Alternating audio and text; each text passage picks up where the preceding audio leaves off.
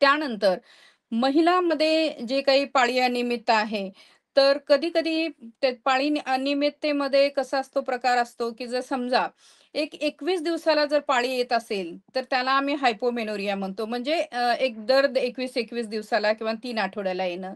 त्याची वेगळी कारणं असतात. कधी-कधी जर पाळी 35 दिवसाच्या पुढे निघून गेली, तर त्याला आम्ही ऑलिगोमेनोरिया म्हणतो. म्हणजे पाळी लांबणीवर जाणं. तर असे प्रकार असतात.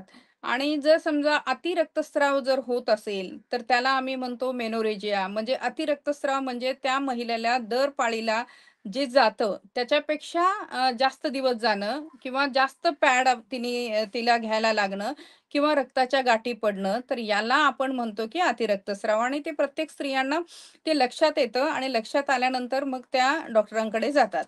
आता आपण कारणे बघू काय होतं, की एक तर म्हणजे हा जो हार्मोनमधला जो इम्बॅलन्स आहे, तर हार्मोन जर आपण पाहिले, तर ओव्हरीमध्ये इस्ट्रोजन, प्रोजेस्टेरॉन म्हणजे हे दोन्ही हार्मोन्स काम करतात आणि एफ-एस-एच आणि एल-एच तर ह्या प्रकारचे जे हार्मोन्स असतात ते बॅलन्समध्ये काम करतात. जर याच्यामध्ये जर समजा थोडं इम्बॅलन्स झालं, तर मग मात्र त्याला त्रास होऊ शकतो.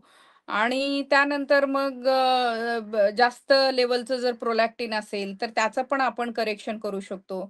आणि बऱ्याच वेळेस आज आपण बघितलं आजकाल, की जीवनशैलीचा एक बदलाव त्याच्यामध्ये आलेलं एक चेंज आणि त्याच्यानंतर सेडेंटरी लाईफस्टाईल या सगळ्यामुळे कधी-कधी थायरॉइडचा पण आजार उद्भवतो आणि या थायरॉइडच्या आजारामध्ये पण पाळीमध्ये अनियमितता असते.